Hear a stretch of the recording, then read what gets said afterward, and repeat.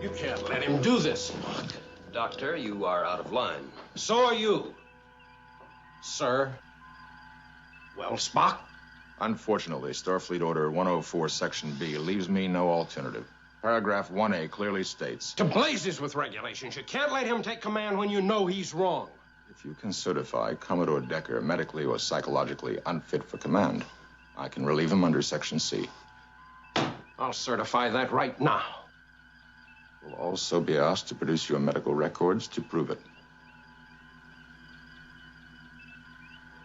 Now, you know I haven't had time to run an examination on him.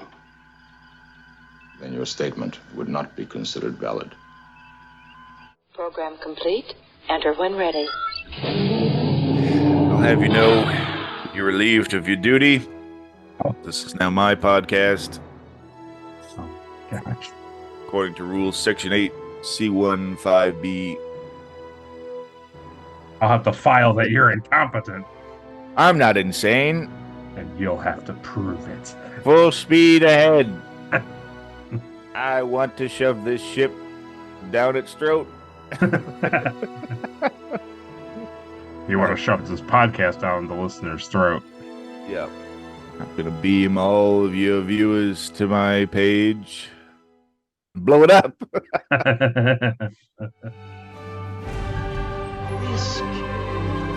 Risk is our business. Out there. That way. What happened? Starfleet was founded to seek out new life. Well, there it sits.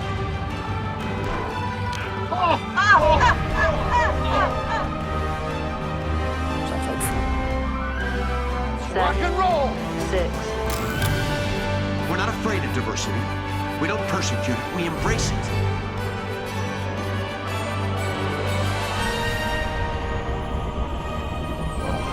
At least I won't die alone. Join our Federation of Planets.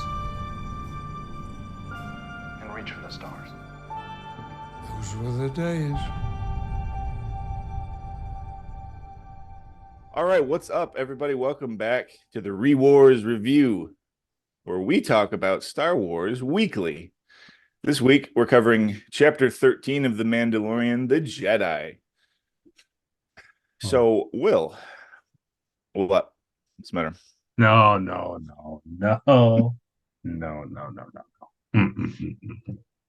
Not this week. Not this week? Not this week. I thought it was this week. No. Interesting. See, the thing I'll tell you, because under General Order 67, we take control of a Star Wars podcast by talking about Star Trek. I wasn't aware of section. I understand. Mr. Sulu, take us full speed ahead. All right, folks. Welcome back to the Retrek Review, where we talk about Star Trek. One of us has watched all of Star Trek, and the other person has seen pretty much all of Star Trek Enterprise, the first season of Strange New Worlds, and a smattering of episodes from season 1 of Star Trek: The Original Series. My name is Will. This is my co-host, Caleb. And this week we are talking about season 2 episode, The Doomsday Machine. It originally aired October 20th, 1967. It was written by Norman Spinrad and directed by Mark Daniels. Now, Norman Spinrad, I believe this is like his one and only writing. Did this episode to Never Return. And Mark Daniels, we've heard that name before. He's directed The Man Trap, The Naked Time, both Menageries, and Space Seed. Yeah. He's got a lot of classics under his belt. He does.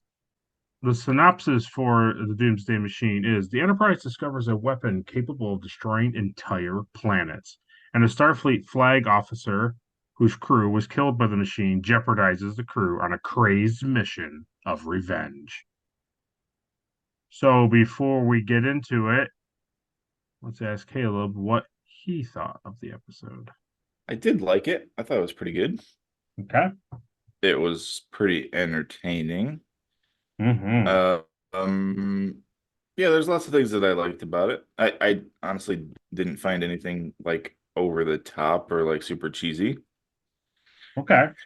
which is always kind of fun, Yeah. when it's not like Totally. there's always going to be like a few parts that you're like, okay. But for the most part, I didn't find anything, like crazy. Yeah. Nothing off the wall. It's always fun getting to meet like a new character from Yeah. somebody that's not on the Enterprise. Yeah.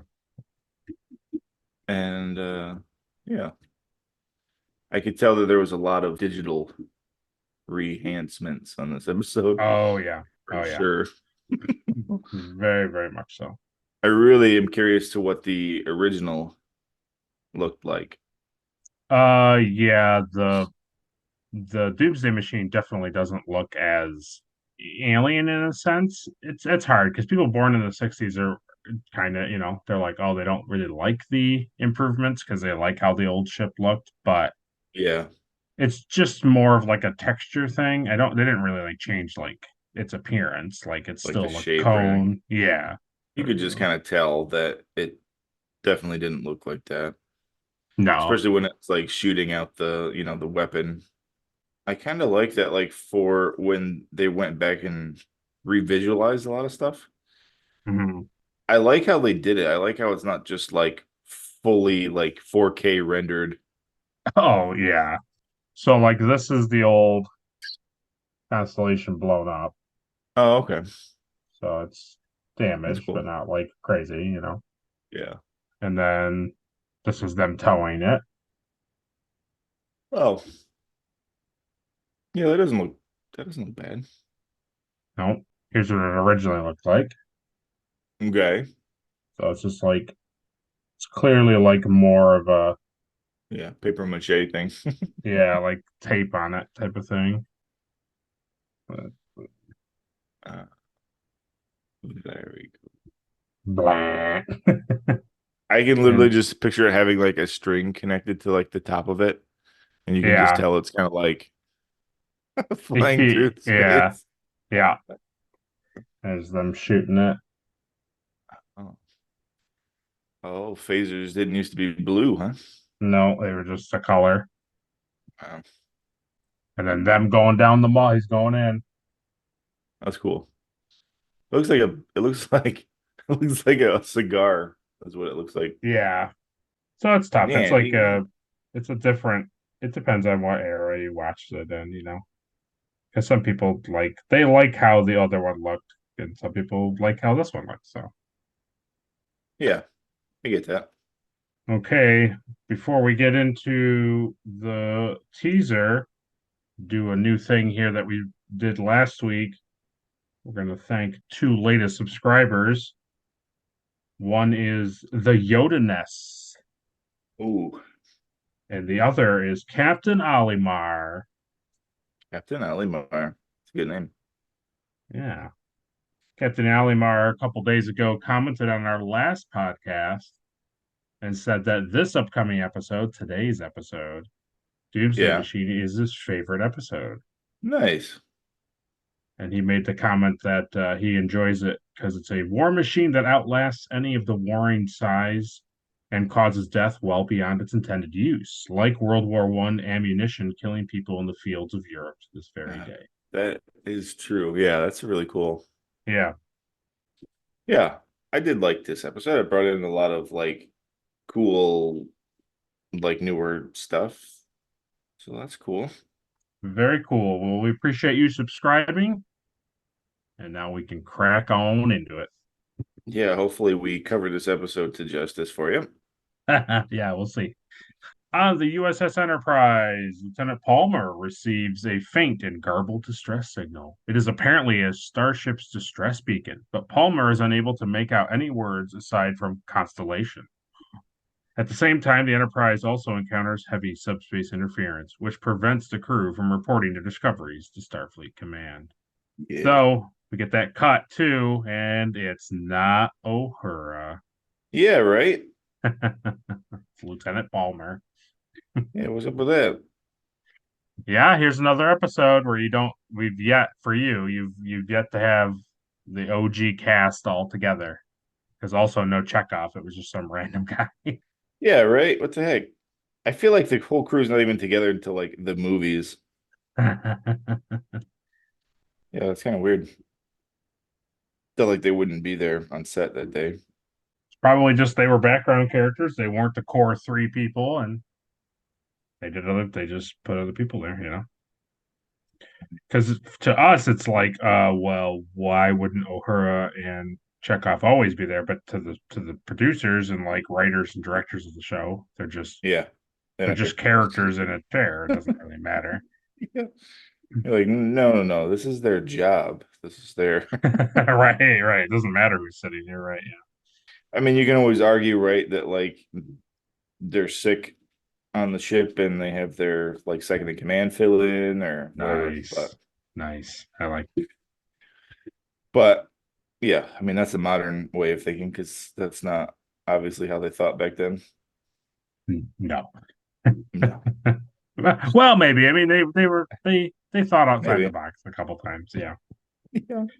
The thing I did like in this brief little part is that when Lieutenant Palmer says constellation, they Shatner makes like a Kirk makes like a really good like Yeah. like he makes like a good face. Constellation. Yeah, and the other thing I liked about Kirk in this episode was his green shirt.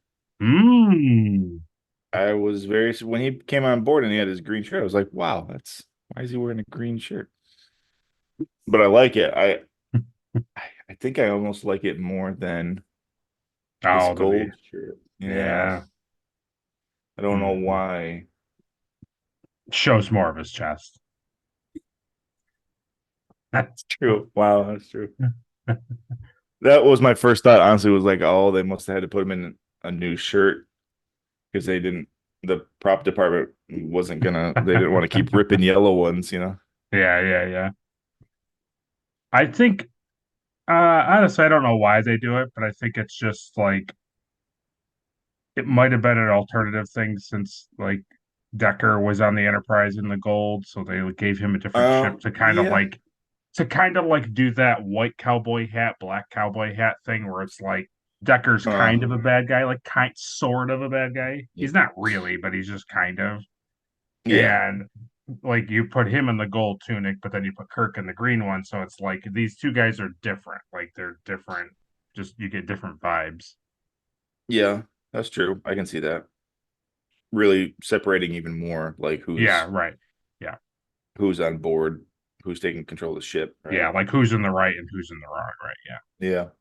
I do really like the green shirt though. I even liked that the bottom like fastens over. Yeah. I like that. Yeah. I think there's a little trivia about it later on, so I think I can talk about it. Yeah. Okay. All right. The Enterprise enters system L370 and finds that all 7 planets in the system have been destroyed, smashed to rubble. Proceeding to system L374, they find the same thing, debris, where there were once healthy planets the previous year. All of the systems in the sector have been destroyed except for the 2 inner planets in L374. In L374, the Enterprise also finds her sister ship, the USS Constellation, commanded by Commodore Matt Decker, now a powerless wreck, drifting and apparently abandoned. There is no apparent natural cause for the planetary destruction and the condition of the constellation. Captain Kirk assumes that they were attacked and orders the Enterprise to go to red alert. I like how he like immediately Yeah, was like, okay, red alert. Like he wasn't playing around.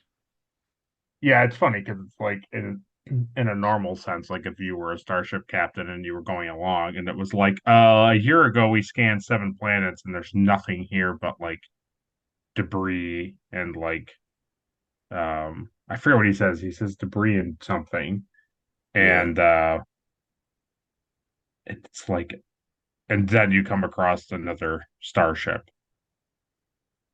It'd be Yeah. like, oh, Yeah. immediately red alert, and like perhaps not really stay in this area too long. Yep. Yeah. Get out of there basically.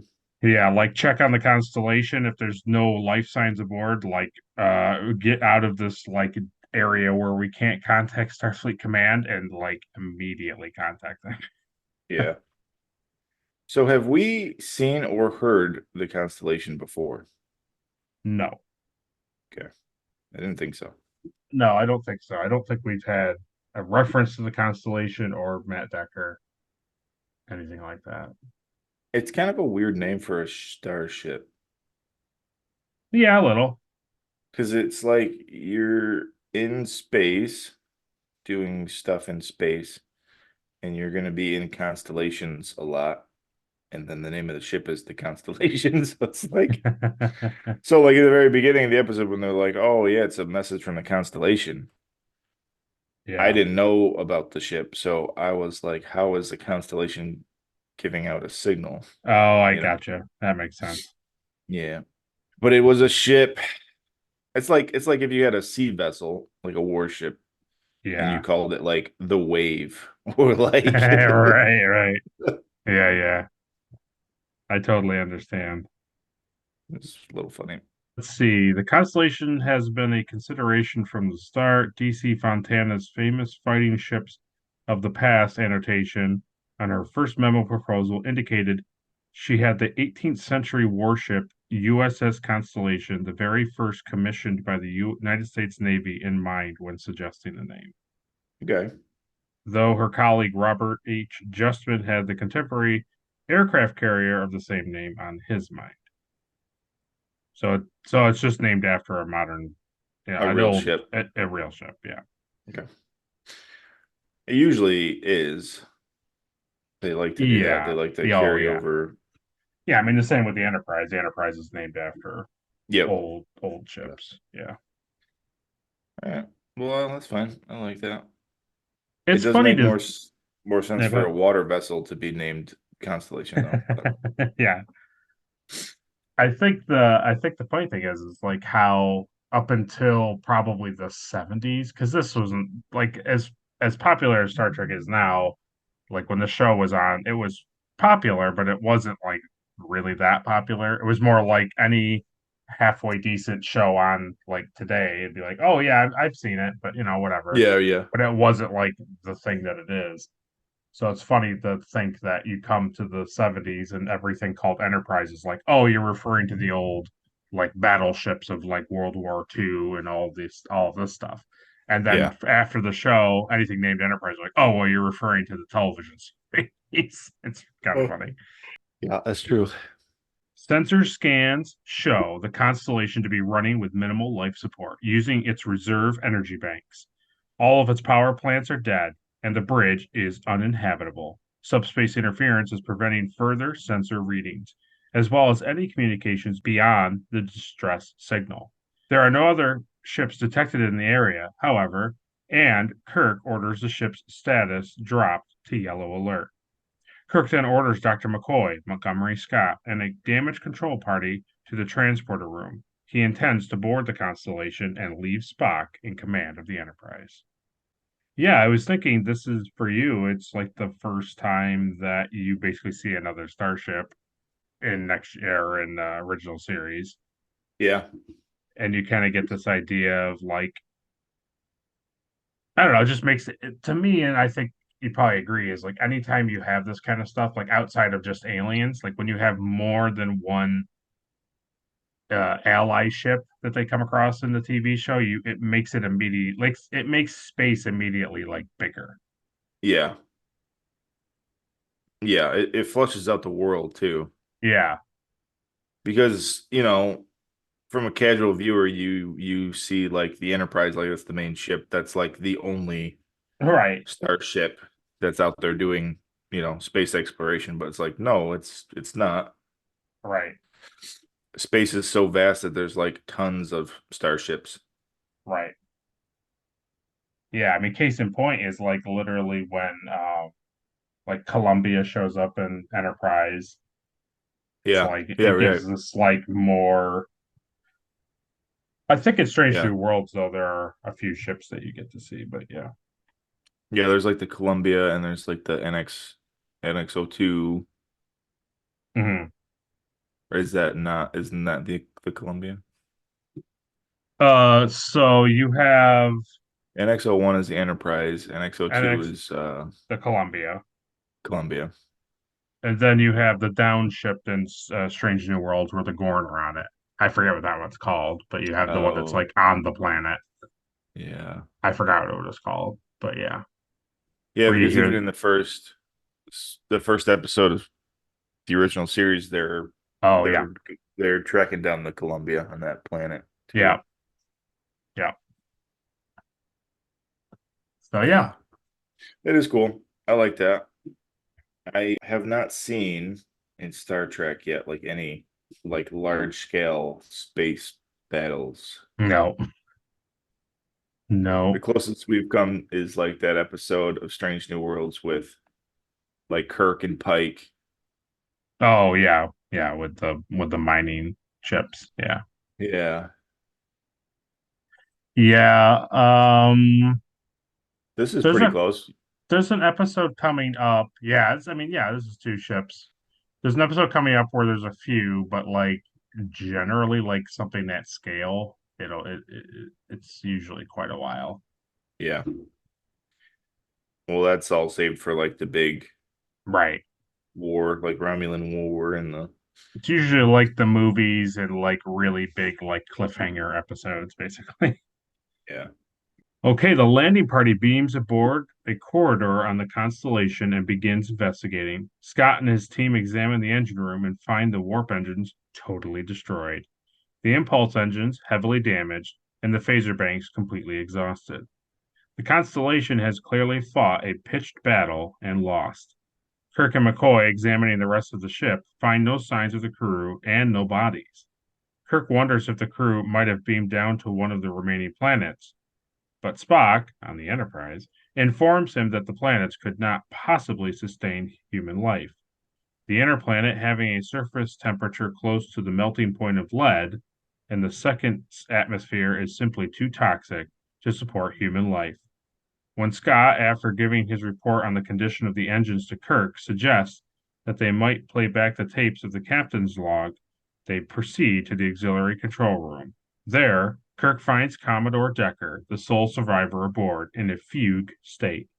McCoy gives him an injection with his hyperspray, and he starts to come around, eventually recognizing Kirk. I thought you were really going to enjoy, like, okay, they beam into the Constellation. Like, clearly it's just a redressing of the Enterprise set, but that's fine Yeah. because it's like the same ship. Yep. But when his engineering damage control team like goes into the thing, like now you see the Enterprise, the engine room that you kind of got to see. Yeah.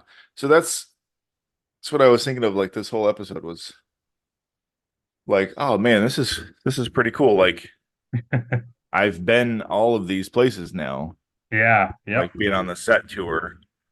Because when we were there on the set tour, when we were in the engine room, I kind of remembered Oh, the episode where like they he fights Khan. Khan, Yeah. and I remember that wall, like the engine, like the warp wall.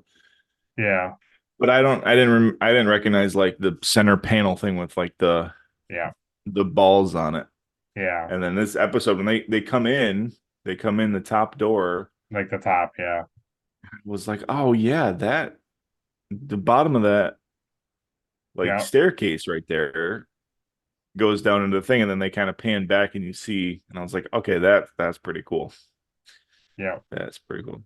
And I've been looking for that kind of stuff now more. Yeah. Like you're trying to understand like where they are in the set. Yeah. Yeah. So Well, yeah, the like you cool. said, when they beam over, they're like, okay, so this is this is the only set we have, so like let's just hang some wires Right, like from right. the Yeah. make everything sparky, you know. And like dark and like not as well lit, right? Yeah. And I noticed too now more after you said it, like is when Scotty and all like the engineer, you got like five guys, they all walk over to that ladder. Oh, yeah. They start Oh, to go yeah. down the ladder. And I was like, oh, man, that's like dedication. But then they kind of pan away Yeah, they're like, no, we're not going to show that. because literally you're just like, oh, okay. And you're like, you have to like wait for the camera to move. Right, yeah. But it's cool because you know that they are probably filming from like where the science lab is, like that shot, so that you can Yeah. get part of the curve of the hallway and you can see the ladder and the two doors. And then when Scotty comes back up the ladder and comes to Kirk, they go down and turn left, which is now the way to the auxiliary control room. Yeah. Yeah. Yeah. And I specifically noticed like later on too, when Matt goes down to the escape pod, Mm. the easiest way you can explain to the audience, like, okay, what floor is he on? He's on a Oh, different floor. yeah. Is like right when you come off the ladder, they stick that sign right on the wall, like, this is the shuttle pod bay. Yeah. You're like, oh, okay. Oh. But it's true, because if every Right. corridor is shaped the same way, it's gonna be the whole. The only way to tell the audience like where he is. Yeah. Right. Yeah. Yep. It's interesting, and I wish the next generation thing was ready because like in that show everything looks. I mean the corridors look generally the same, but Mm-hmm. a lot of the stuff like when they do stuff like you don't ever like, oh, I wonder, like, oh, I have to read this sign. It's literally like everything is designed to look like a different part of the ship. So Yeah. it's interesting. It's an interesting. I really do like the whole like reusing the set. Yeah. Oh, totally. Like film this hallway from this side, or film it from this side, or change this plaque. Yeah, it's crazy. I like that. Yeah, it's crazy when we went there and you think about like whatever they have like 8 rooms and like this long corridor and that's it. And it's Yeah. like this is your show, make it work. And you're like, okay. Yeah, I really like it. It's a really cool way of like getting around like filming stuff. It's like you have the bridge and you have like medical, and the engine Yeah. room is like Yeah. a set piece. The hallway is one set piece. It's always changing. Yeah. And whoever is filmed in their room that week, that's their room. Right. It's like Right. As he begins to recover, Scott plays back Decker's log. Captain's log, stardate 4202.1. Exceptionally heavy subspace interference still prevents our contacting Starfleet to inform them of the destroyed solar systems we have encountered. We are now entering system L374. Science Officer Masada reports the fourth planet seems to be breaking up. We are going to investigate. Decker, still in shock and barely lucid, begins to remember what happened as he hears his log played back. Kirk orders the Constellation sensor tapes beamed to the Enterprise for analysis by Spock. Decker describes how his ship was attacked and disabled and, unable to contact Starfleet due to heavy subspace interference, he beamed his crew down to the third planet. As the captain, he was the last man aboard when the ship was attacked again. The transporters were disabled and he was stranded. yeah, he's like in such shock that he doesn't even want to talk about it. Yeah, they're playing back the audio, and he's like, "Yep, that's what happened. Yep." yeah. But then the thing I really like is when Kirk is like, "What is it? What? Tell me what it is. What attacked you?" And he's like, and then McCoy's like, geez, man, like relax. He's clearly in shock. Yeah. Like he's up. Yeah, maybe don't shake him. I don't know. Right. Just my medical opinion. Maybe just don't do that to him. What? Yeah, then he's like, "Where's your crew?" This guy beamed him down. He's like, "You couldn't beam him down. All the planets are going." He's like, "I don't you think I know that? I know." Yeah. God. Yeah. That was a good one. That was a good part too, where he's like, Yeah. It's like off the rails, man. Yeah. Don't you think I see that Enterprise? I can see Enterprise. I was thinking that at the end too when he flies the shuttle in. Oh. Like the closer he kept getting, like inside, he's like, "Can you see it, Enterprise?" Can you? Yeah, totally. What are the shields at, Enterprise? Yeah. But yeah, I like how. First of all, I'm just happy that like Scotty is a main part of this episode, you know. Yeah, oh yeah. And he the first thing they do is they're like, all right, let's check out like the engine room, and Yeah. they never once like got on board with like, hey, we should check for any like survivors or No. run a scan and see if there's any life forms. Just get the ship up running. Yeah. Yeah. And they're like, oh, you know what? Like, I don't know what happened to this ship. And Scotty's like, well, you could just like replay the logs. I'm like, communication. I'm like, oh, then they go in there, and of course that's where Matt is. He's been in it the whole time. Yeah. For who Passed knows how out. long, like hours. It's hanging in this room. Yeah, he's in some pretty serious shock. I think it is at this part, but if it's not, I'll talk about it in a minute. But that part where he literally is describing how like he beamed everybody to the planet and then they're like, oh God, it's attacking, and they're like screaming for him to take him back, and he's like, and he couldn't do anything. I was Yeah. like, that's pretty rough. That's pretty rough. Yeah. Yeah. Not Yeah. good. Not good. Prompted by Kirk for a description of the attacker, Decker becomes increasingly distraught as he describes something right out of hell that destroyed the third planet along with all 400 of the Constellation's crew, telling of how his crew begged for rescue as he sat helpless on the ship. He collapses in grief.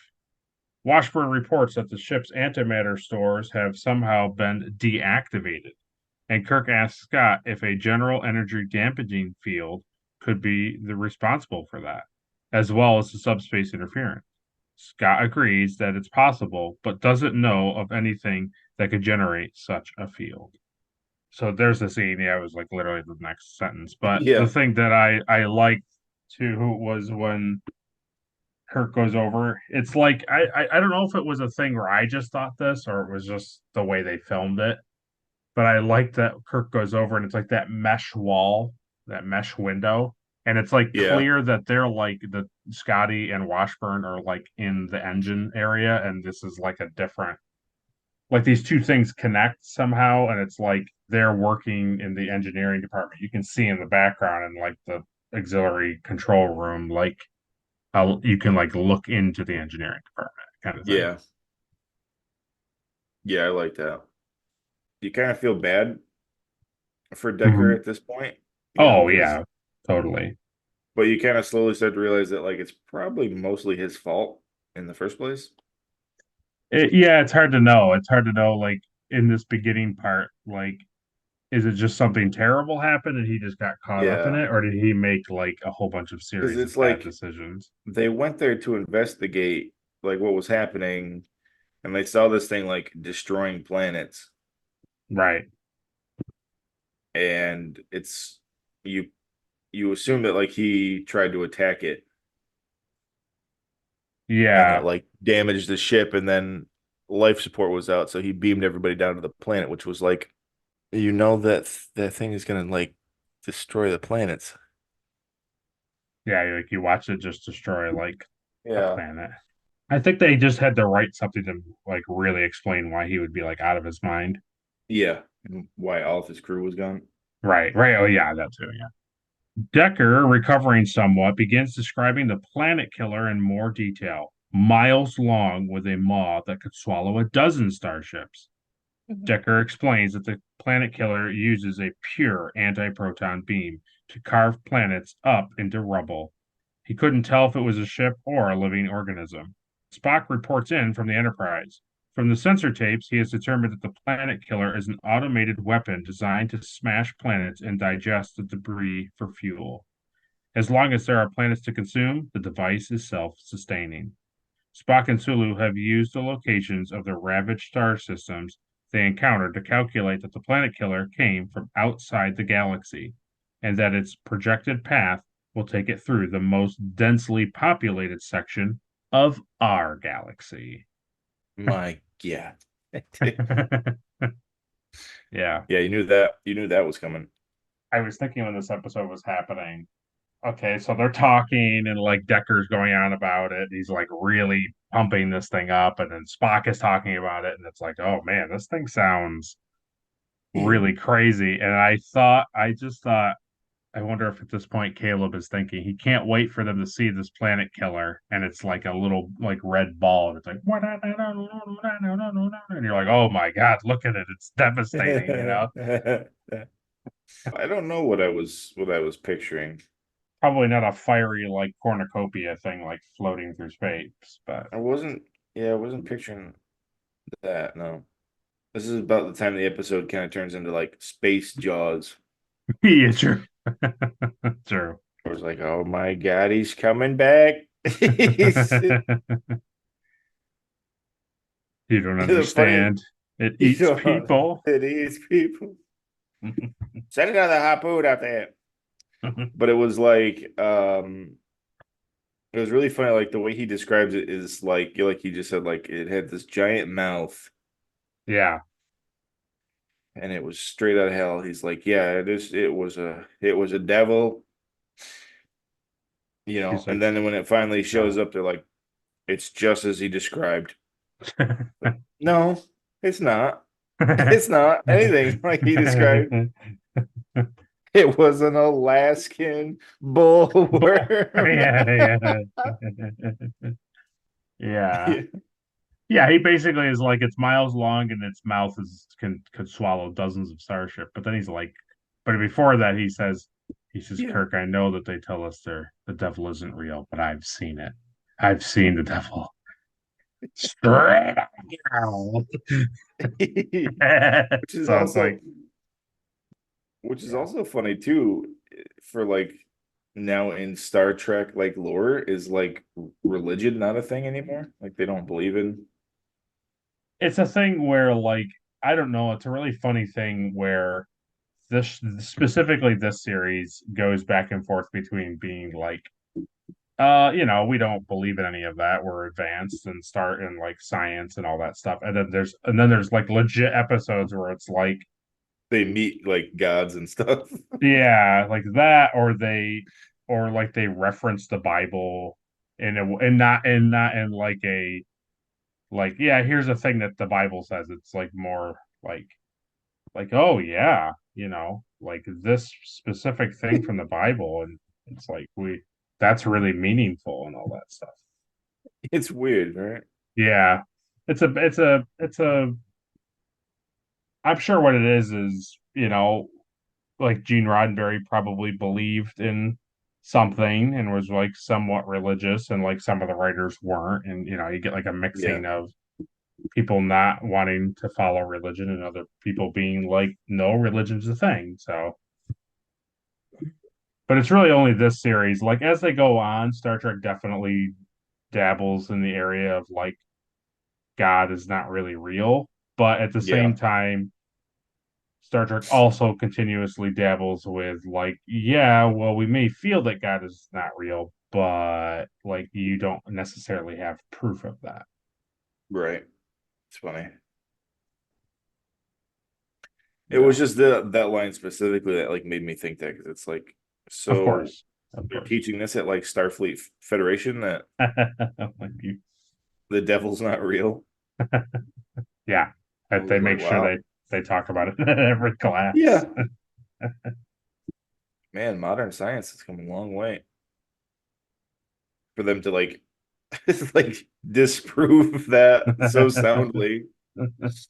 Speaking with McCoy, Kirk postulates that the planet killer is a doomsday machine, a bluff created by an unknown maker and intended as a deterrent only. This one is roaming the galaxies, consuming everything in its path for fuel, including whole planets. Its alien makers are presumably long since dead. This becomes the operational theory, though the Enterprise never finds any evidence that confirms or denies it. McCoy is still concerned about Decker's mental condition and wants to get him to the Enterprise sickbay. Decker, slipping back and forth between his authoritarian captain's persona and that of a grief-stricken trauma victim, at first refuses to leave his ship, but is convinced when Kirk offers to take the Constellation in tow. Decker ruefully notes to Kirk that he has never lost a command before. McCoy and Decker beam back to the Enterprise, while Kirk and Scott remain on board the Constellation to rig her for towing. The thing that was like a weird line, and I don't know why, and I know it was like, oh, we got to get this funny thing in there, but I just was like, in reality, it doesn't make any sense, and it's when Kirk is like, oh, McCoy, have you ever heard of a thing called the Doomsday Yeah. Machine? I'm a doctor, not a mechanic. Yeah. I Okay. don't think cool. That doesn't have anything to do with mechanics or being a doctor, but Right. It's like, no, I'm just like asking if you've ever heard of this thing. yeah. No, Yeah, right. I'm not a mechanic. It's a cool, funny McCoy line, but it just like it didn't make any sense.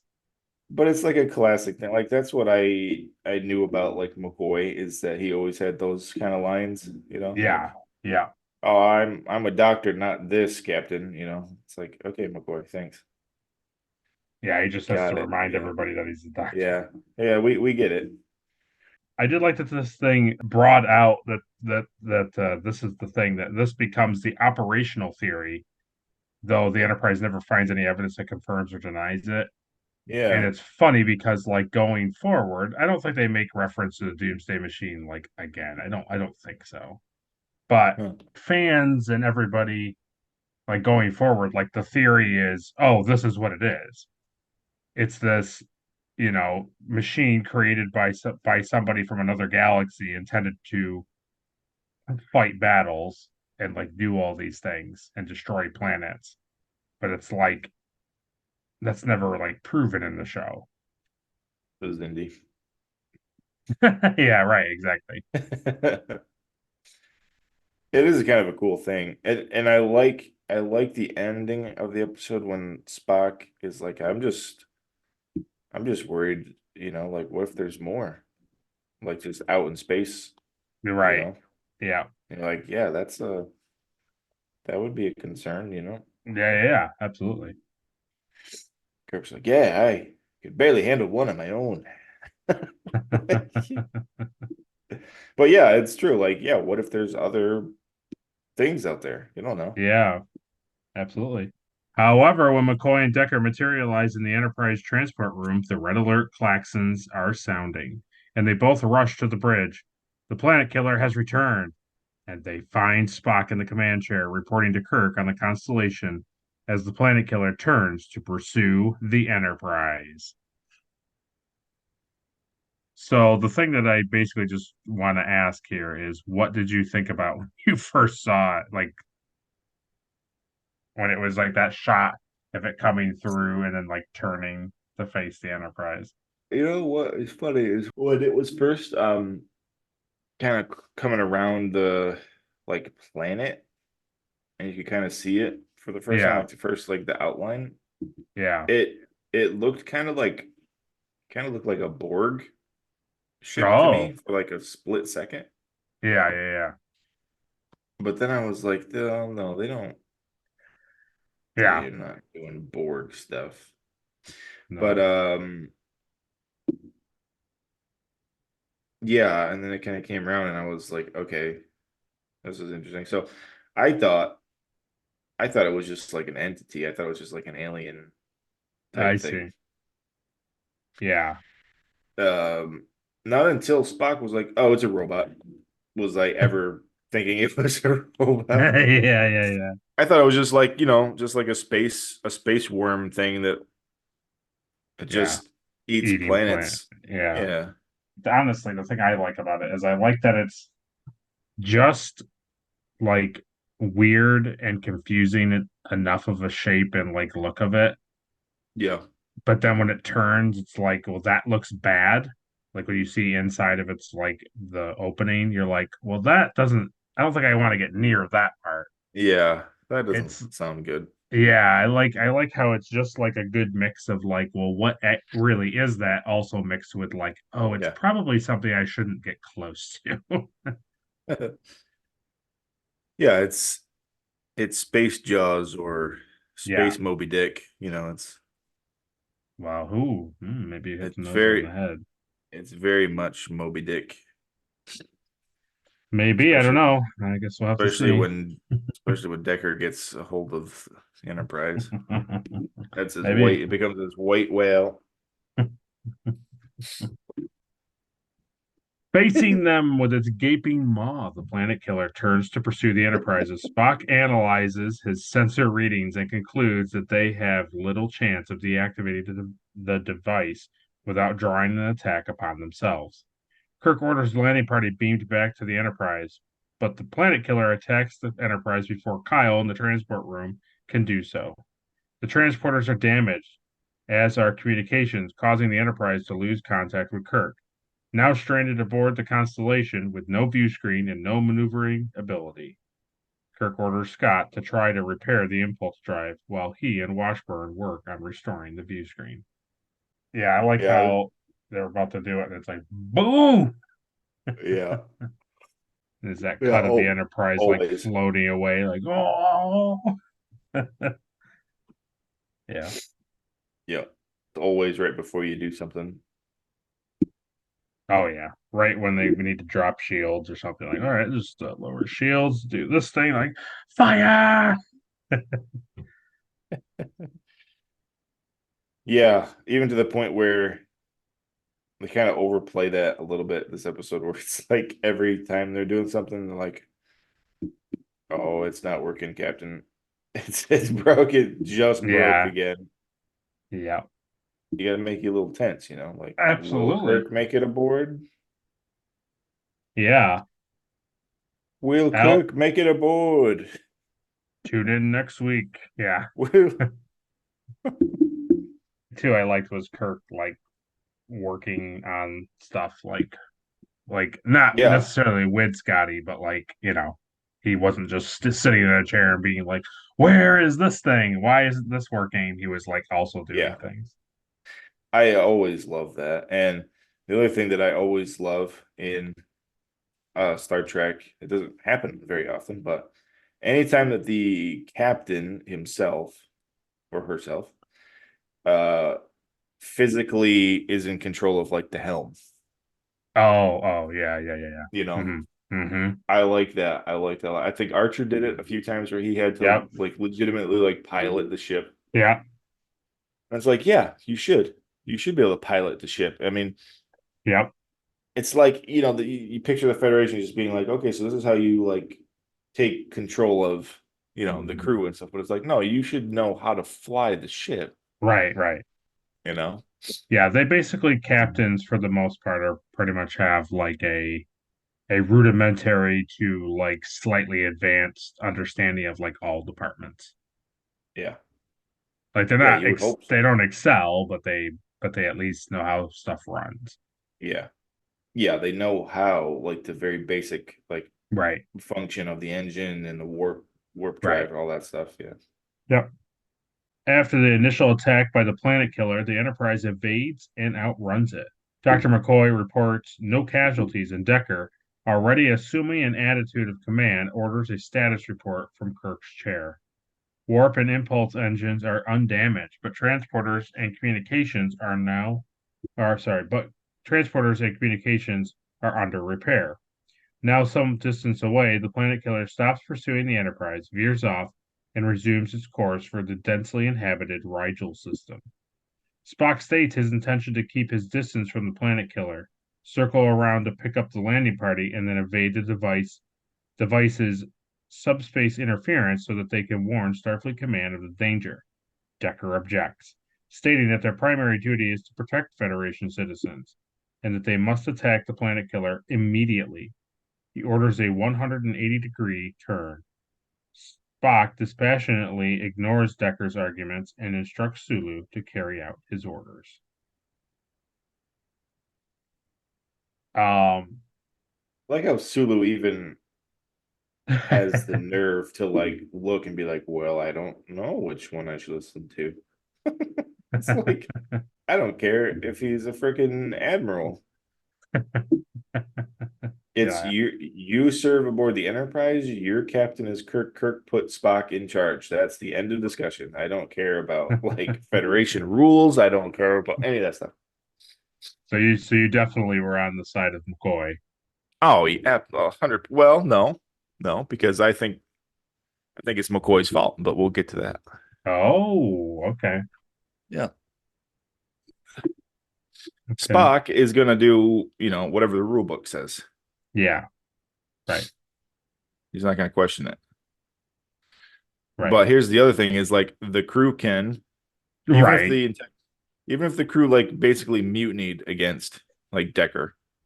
Right. Like, okay, like none of us are gonna work anymore. Like we're not following your orders. We're just gonna sit here. Like, what are you gonna do? Like, what are you gonna do, Decker? Send us all to the break? You're gonna fly the ship yourself? No, you're not doing that. Right. Like, I'm not touching anything. Not touching anything until I hear from Kirk. Yeah. I'm gonna wait for my captain to talk to me. I'm not listening to you, you yellow shirt. I'm waiting for a green shirt. My captain wears green. Yeah, it's not green. That's yellow. What are you going to do, Decker? Send us all down to the planet? Ooh. Why don't you just fly that shuttle pod right into the ground? I have a feeling what particular award somebody may get. I may. Yeah. Decker at this point asserts his rank as a Starfleet Commodore and assumes command of the Enterprise under General Order 104, Section B, Paragraph 1A. Despite the precise and logical objections of Spock, as well as the more hysterical ones of Dr. McCoy, Spock points out that Decker's previous attempt to attack the planet killer resulted in the loss of his ship and the death of his crew. Momentarily losing his attitude of command authority, Decker admits his previous mistake and asserts that this time he will get much closer to the planet killer and attack it with full phasers. Spock protests that the device's hull is made of solid neutronium and is therefore impervious to attack from a single ship. Decker ends the argument by ordering Spock to surrender command or be relieved of duty. Confronted with an official order from a superior officer, Spock has no choice but to let Decker assume command. McCoy, looking for a loophole in the regulations, offers to declare Decker medically unfit under what Spock describes as Section C of General Order 104. But having no time to perform a complete examination, his declaration would carry little to no weight. Yeah, it's pretty good. Yeah. Do something. Do something, Spock. It's like, I can't do anything. Yeah. You know who could have done something? You could have done something. Yeah. He was just passed out a minute ago. Like when you beamed over to the bridge, like, why did you bring him to the bridge, McCoy? Why did you bring him to the bridge? He needs medical attention. And the first thing you do is, let's go to the bridge and see what's going on. Like, no, McCoy, you don't have you don't need to be on the bridge, McCoy. You don't need to be on the bridge anyway, unless you're like asked to be on the bridge. Right. You're a doctor. Yeah. I mean, I play a doctor. I never go to the bridge. Well, I guess you should just start. Oh, there's something happening. Oh, I'll just come up here. Oh, yeah. I'm on the bridge now. Yeah. Yeah. Think about how many times Phlox just walked onto the bridge. He just all the time. Always on. He couldn't keep him off. Couldn't keep him off. But yeah, so that's what I'll say. It's McCoy gets all mad at Spock, and it's like it was his fault. Yeah, sure. He should have gone straight to sickbay, wrapped him in, sedated him or something. Yeah. Ran his tests. Because then when Spock's like, oh, well, you have to declare him like medically unfit. He's like, oh, I can do that easy. He's like, okay, where's the paperwork? Oh, I didn't I didn't run any paperwork. Oh, that's what you want. Well, Starfleet's going to need to see that. So he's going to be in charge. Yeah. And then even then McCoy's like, well, I'll just stand here then, I guess. I don't. Yeah, it's a thing that, I know, like you said, Spock's going to play by the rule book, but to me, it's kind of like literally just say, like, you are unfit, sir. Yeah. And then for him to protest and then take him to the med bay and then do your scan and be like, yes, I may not have had the physical documentation to remove him from the seat at the time, and so therefore I may get in trouble. But I was able to, within, an hour or less, provide that information. Well, here's the thing, is if the second in command and you as the doctor and even people on the bridge all agree that, yeah, he was unfit, right? That's going to speak more than just one person saying it, Yeah. And the fact of the matter is, as soon as he gains control and he's like, all right, leave Kirk, we're going to go shoot it. And we're like, well, you did that before and it didn't work very well. And all of your crews did. And he's like, yeah, but this time I'm going to get really close. Even closer. Right. Get out of the chair. Get out of the chair. Especially because Spock, as like the science officer, he's like, the shell is like pure, whatever. Yeah. Might as well have been like adamantium. Yeah. And he's like, I'm going to get really close to it. Yeah. Like, just get out of the chair. Get off the bridge. Yeah. That's why I was really happy, like towards the, when Kirk beams back, doesn't beam back, but he communicates to the Enterprise. Oh yeah, yeah. And he's like, Decker, I'm not talking to you. Where's Spock? Yeah. Immediately. He's like, what happened to Spock? Oh, nothing happened to Spock. He's standing right here. He's like, I want to talk to Spock. I don't want to talk to you, like, at all. Yeah. Yeah. It's I think this is like a running theme of Star Trek is other people come and take over the ship from the captain. It's like a running. Oh, great. Oh, good. They like to do it a lot. Not like every, just it happens frequently. And the first time you saw it, was when Galileo 7, where that guy keeps coming to the bridge and he's like, you have to get to the thing. God. Yeah. I wanted to punch that guy. So he hit that guy. And also in Strange New Worlds, remember that episode? That's like one of my favorite parts, is when Pike like communicates back to the Enterprise and he's like, get out of my chair. Oh yes. And he's got like the full mutiny like going on behind him, like on the ship that he stole. Yeah. I think Archer kind of technically does it when they're in the nacelles and the like military guy takes over the bridge because they're looking for those fugitives. Oh yeah. And Archer's like, yeah, I forget what he ends up doing. Does he end up taking control and like depleting life support or doing something weird? Yeah. Yeah, the running thing in Enterprise is that they always are like, all right, we're down here in like the boiler, like engine room. Yeah. I want to have like full control of the ship from down here. So they're like, oh, okay. So they rig up like all the wires to like a subsidiary like control room. Yeah.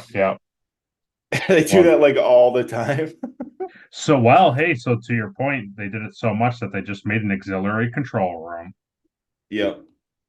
You should always have two control rooms. Yeah, I wasn't too pleased with McCoy this episode, I'll tell you.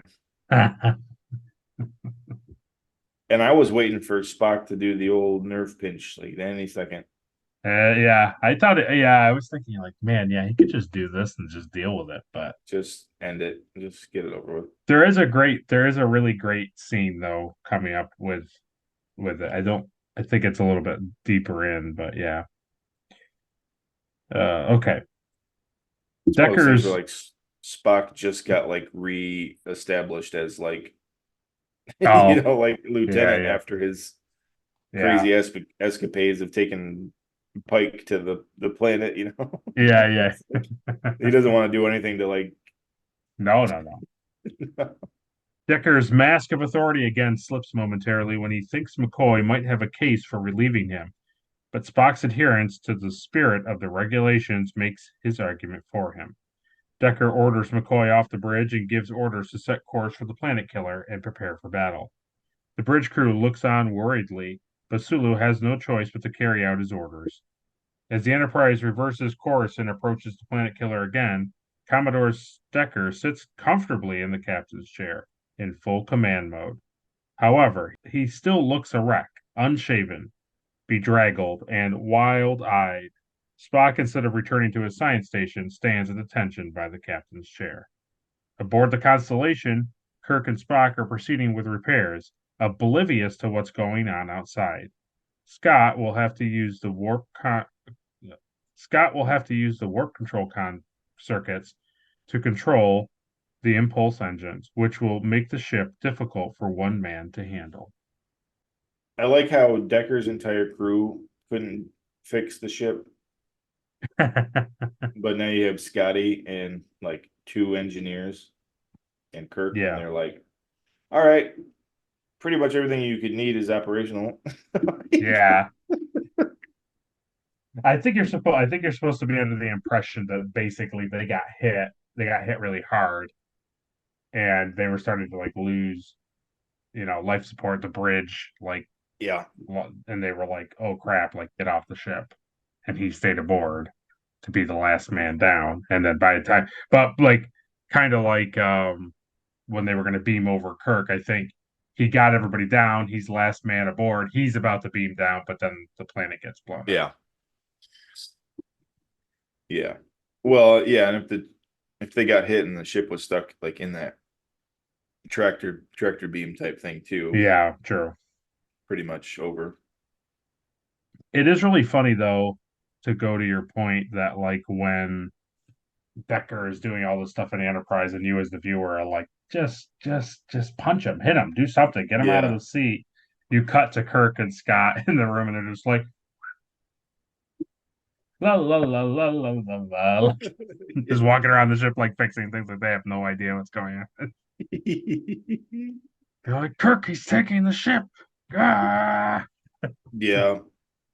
I really like too, like when Kirk finally gets like screens up and he's like, "What the heck are they doing?" They're like, yeah, pew pew pew pew. Like, why are they? What are they?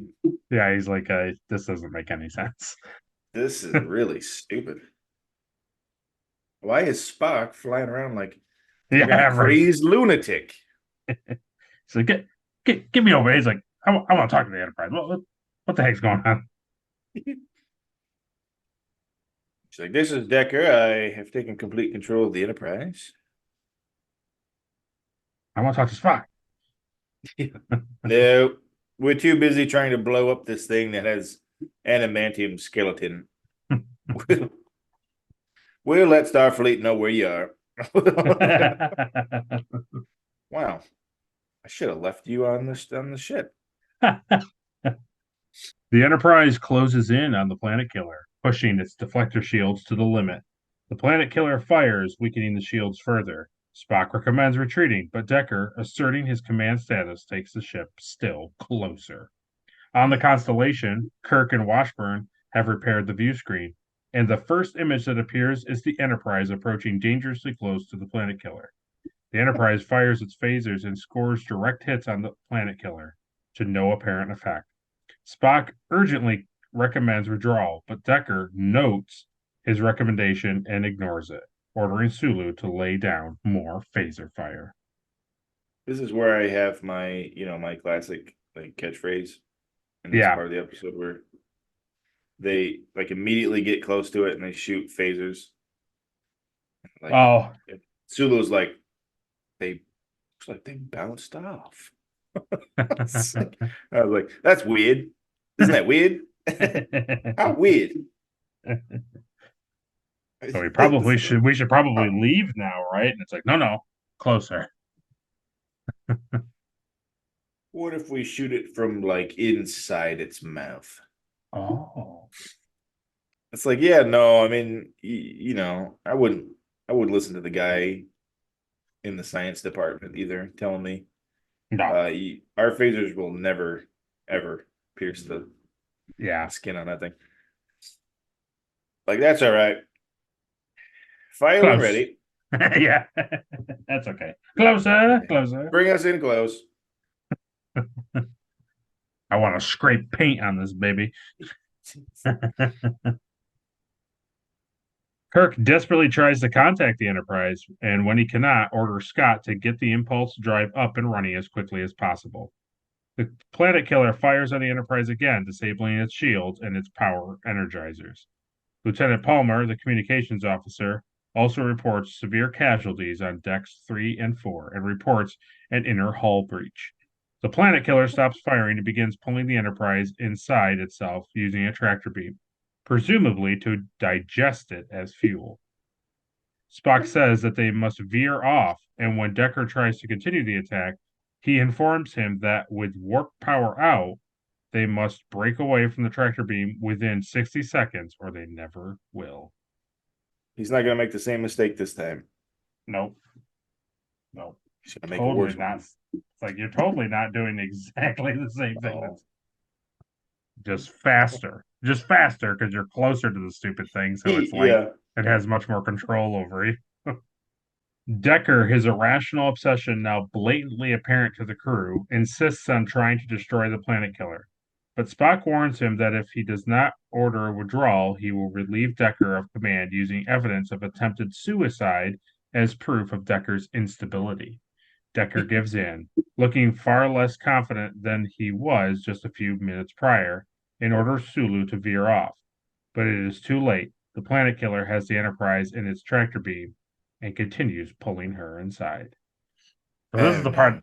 Yeah, this is the part that I actually liked. I liked that Spock was like, okay, like I've warned you. You're clearly aware that your actions are not working. So if you continue to do this, like this is madness. This is like you're clearly unfit mentally if you continue down this course, and I will relieve you. Yeah. I like that they didn't. Spock didn't just stand there and be like, "Well, what can I do? Regulations." Yeah. I like how Decker thought he was bluffing. That was the best part.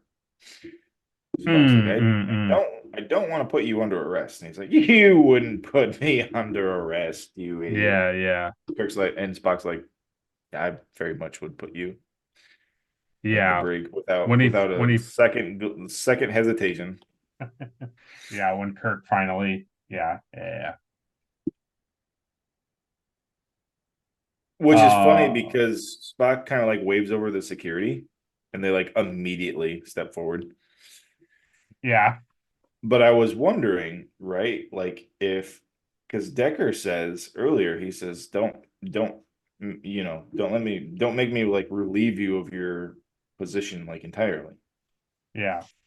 And I was like, so if he tried to arrest Spock, like the security crew, I really picture them like just not listening to him. Yeah, maybe. I don't know. Everybody else kind of did in that beginning part. I think at this point, you're supposed to believe as like the viewers that rather than be like you and I, and probably some others, where it's like, okay, clearly this guy is kind of lost his marbles, and it's like it's okay. He's just like traumatized. It's okay, but instead of like being like no. Like we'll deal with the ramifications of the chain of command and regulations. We'll deal with it later. Rather, they were like, well, he is a commanding officer, and like we don't really know what's going to happen. Like we don't really know. Yeah. So we're gonna follow his orders until like basically it's like it's very obvious that this gentleman like is not in the right mind. Yeah. Yeah, which they did, which I liked. Because at the end of the day, I mean, they are like you have talked about a couple times in the RPG and other episodes, like it is basically a military ship. So it's like they're all about honor and dignity and all that stuff. So it's like, yeah. Well, the thing I liked in this episode too is that like even after all of this, Yeah. Like nobody wanted him to like, die. Oh, no, right. Yeah. They just thought he was out of his mind. Yeah. They just wanted McCoy to do his job for once, but he didn't. So. That's right. Well, Blood's on your hands, McCoy. he's a doctor, not a psychiatrist. True. All right, we're at the halfway point. So, Caleb, what do you want our viewers to write down in the comments section? Write in the comments that you are a doctor, not something else. Let us know what you're not. Yeah, true. Yeah, let us know what you're not. Yeah. I'm a doctor, not a surgeon. Very good. I look forward to it. On the Constellations, Scott has managed to partially repair the impulse engines, providing basic maneuverability. Running from console to console, Kirk starts the ship limping towards the Enterprise and the Planet Killer. On the Enterprise, Decker orders full power astern, but they still cannot break free from the tractor beam. I like that one Scotty gives him. He's like, all right. He's like, and the ship's like, and he's just like, oh, Yeah. no. Scotty's like, yeah, Hold they're on, working, but yeah. I like that. I like that the ship didn't just immediately like start and be like, all right, and we're moving. It was like, oh, this is really bad. Yeah, it's like, because especially too, they cut to the exterior of the Constellation, and it's just like half of the nacelles are like missing, like a quarter of it is gone. The Bizarre collectors are just completely ripped off. It's like, yeah, this thing wouldn't just be like, here we go. Yeah. It wouldn't just fly straight. It would have to limp along a little bit. Yeah. Yeah. Yeah, I like that. I like Kirk and Scotty. Oh yeah, like working together. Like their banter is pretty good. Yeah, absolutely. I really like later on when Kirk's like, "Oh, if only I had some phases." Hey, oh like, yeah. "Oh, I already refilled them, sir." I poured phaserol into the ports, and now we have phasers. Oh, phases. Yeah, I like that. Captain Kirk's plan is to attract the planet killer's attention by moving towards it, while the Enterprise remains stationary. He wishes aloud for phasers, and Scott tells him that he has one bank recharge. Kirk, delighted with his engineer, fires at the planet killer, causing it to immediately release the Enterprise from its tractor beam and come about to pursue the Constellation. With the planet killer rapidly approaching the Constellation, however, Kirk's plan suddenly does not seem like such a great idea. He orders Scott to retreat, and Decker, now excited at the prospect of having two ships to attack the monster, fires phasers again and orders the Enterprise to clear the area. The planet killer does not pursue them, and Spock opines that the device has set a defensive sphere. It attacks any energy source encroaching the sphere. Yeah, that's one of my that I laughed out loud at that scene when he gets it and he's like you said, he's like, we have one phaser bank, and he's like, Scotty, you've made your pay for the week. And he goes and he fires at it and the thing turns and he's like, oh, and he's like, oh. Oh God, it's coming right at us. Right, yeah. I also thought it was funny too that like when the Enterprise or the Constellation starts attacking, that Decker's like, "Oh, here we go, baby!" It's just like, like, hey, moron! Remember how when you left that ship, it was like falling apart, and you had nothing, and all of your stuff was gone. Yeah. It's still like that. It's still like that. It's it's like the last ditch of like the people that you stranded over there, like trying to get away. Trying to save you. It's like, oh yes, let's both shoot at it. Yes. Dude. Okay. Yep. You need to go somewhere else. What an idiot. The Enterprise warp drive and deflector shields will be out for one solar day, while repairs are proceeding on the transporters and communications. The planet killer starts moving towards the Enterprise again, and Decker orders Sulu to maintain their speed and distance. Planet Killer pauses to ingest rubble from the destroyed planet.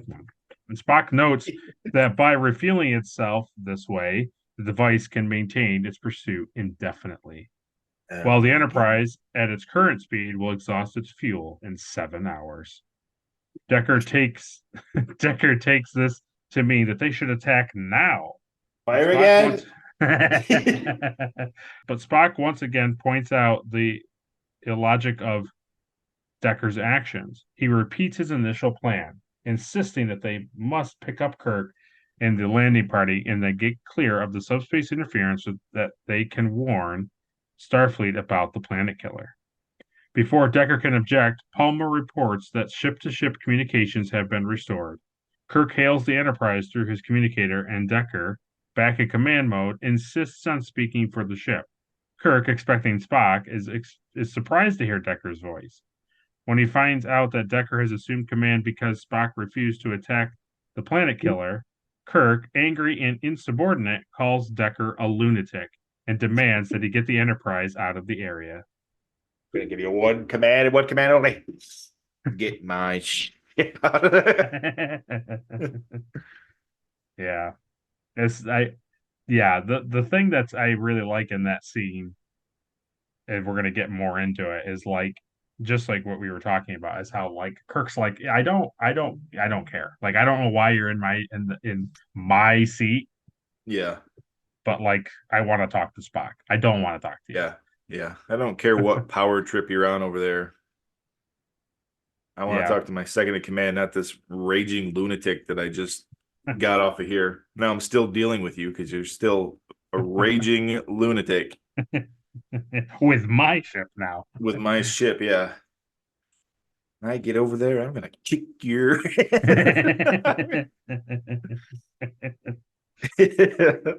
Yeah, I think too, like they're really funny. The thing I kind of liked was I like how Shatner got you to believe like how frustrated he was looking through the viewing screen and like talking on the communicator, and he's just like, are you like, why is this happening?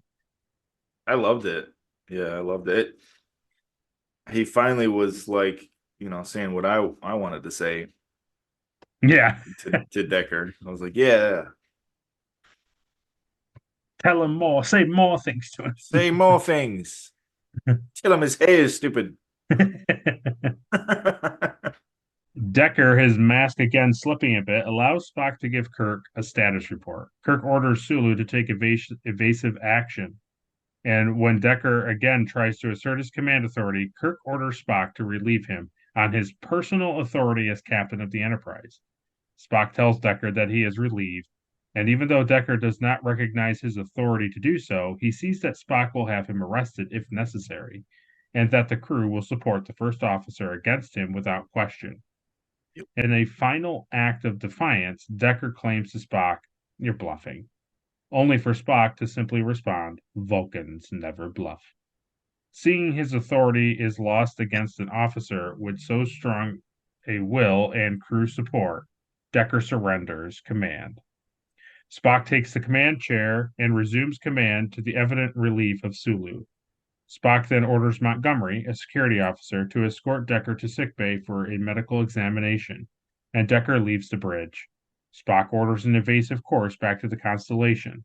However, on the way to sickbay, Decker overpowers Montgomery, knocks him unconscious, and sneaks down to the hangar deck.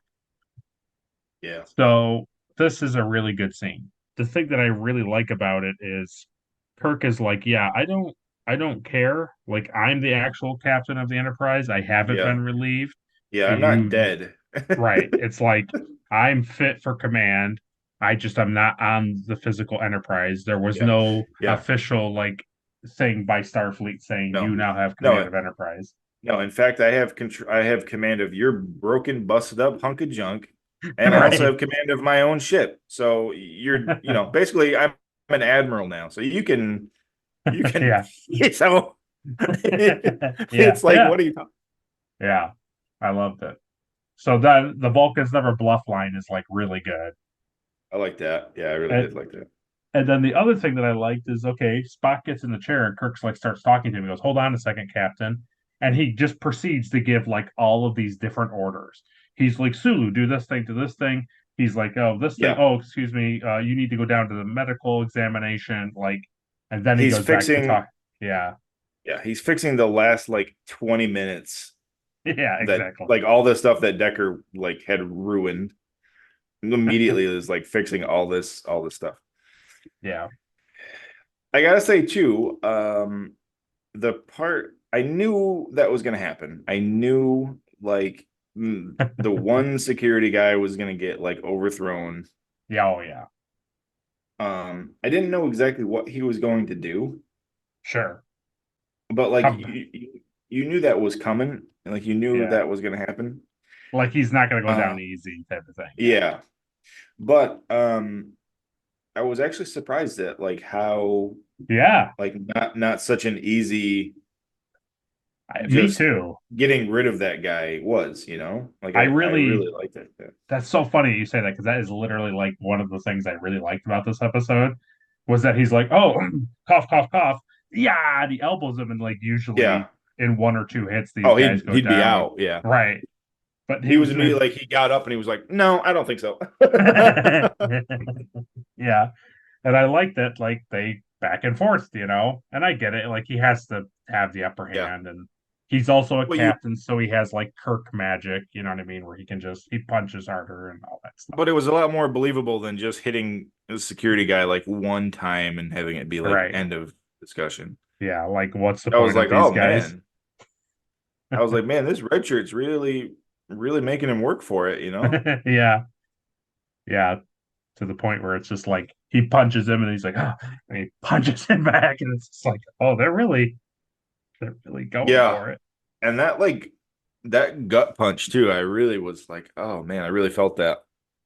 And he's like getting off the ground. He's like, "Oh," he uses like his full force, like right Yeah. into his stomach. I was like, "Oh man, yeah, that would probably knock me down too." Yep. Then the door happens to open and he just drags his body in. Yeah, The classic door opens and the body's dragged into the open room. yeah. Yeah. I just picture like the guy inside the room that has to like open the door, and now he's opening the door and he's like standing out of frame, and Decker's Oh. like,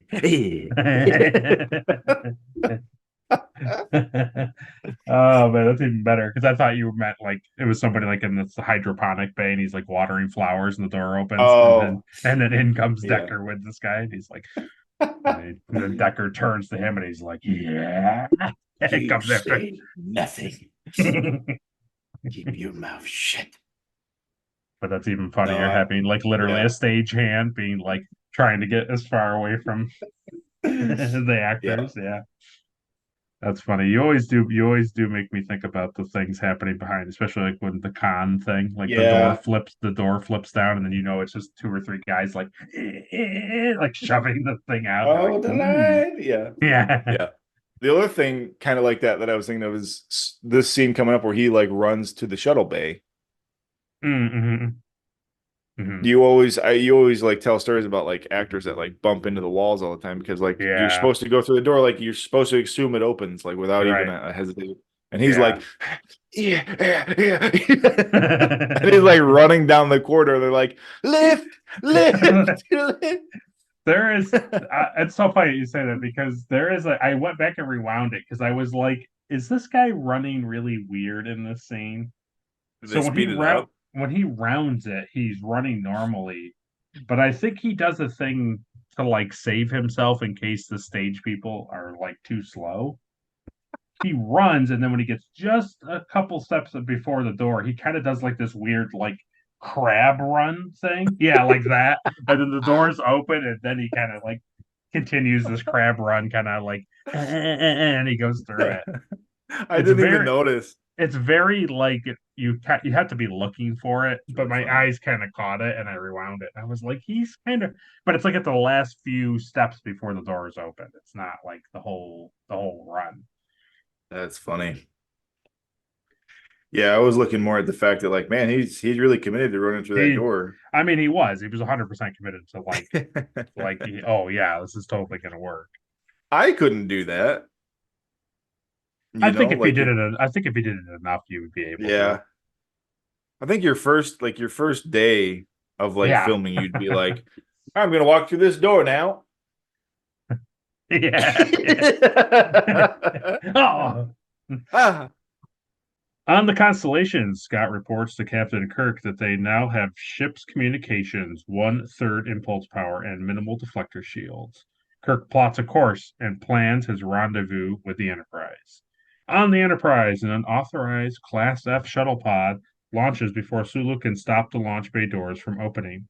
It is, of course, Commodore Decker, who replies to Palmer's repeated hails with the exhausted calm of finality. He describes his plan to pilot the shuttlecraft directly at the planet killer, sending it and himself right down its throat. More a suicide than a serious attack.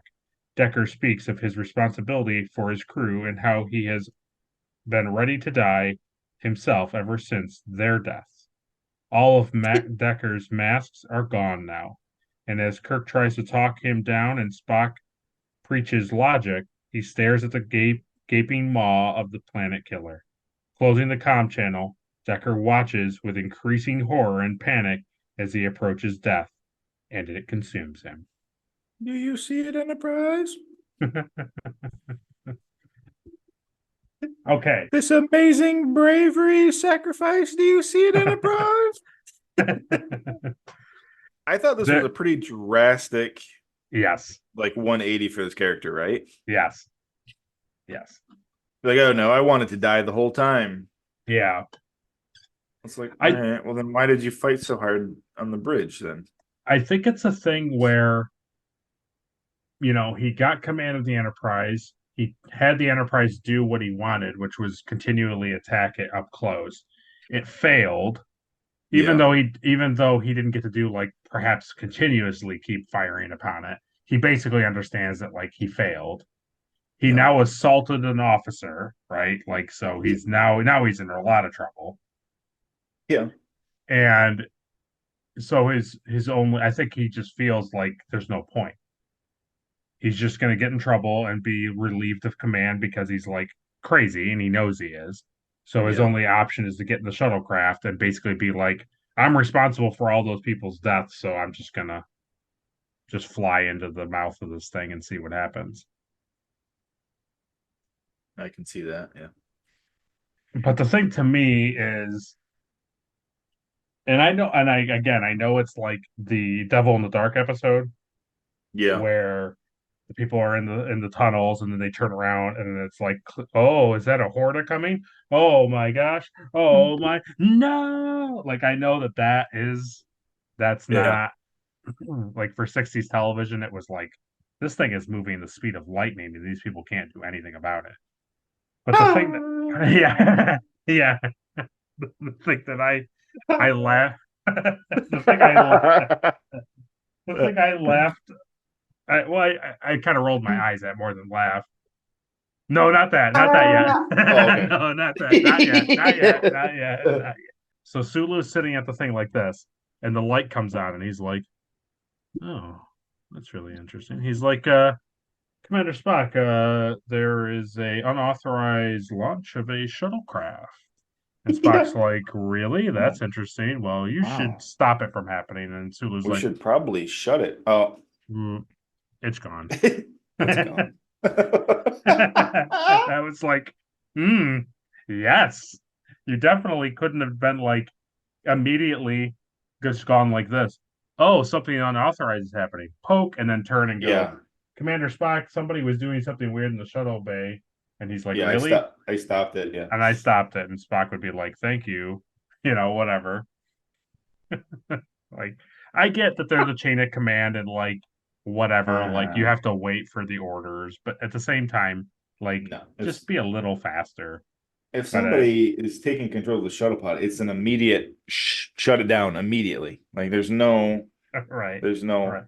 Hey, Spock, do you have to make the authorization or do you have to Maybe open comms to Kirk. Something's going on in the shuttle bay. It's gone. Oh, it's gone. Because even Kirk is like, why did you launch shuttle bay? Yeah, right. Why is this happening?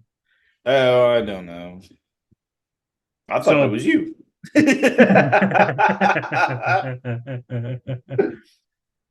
So there is a thing that we're going to talk about here in a second that to go along with the thing that you thought I was talking about, which was Commodore Decker's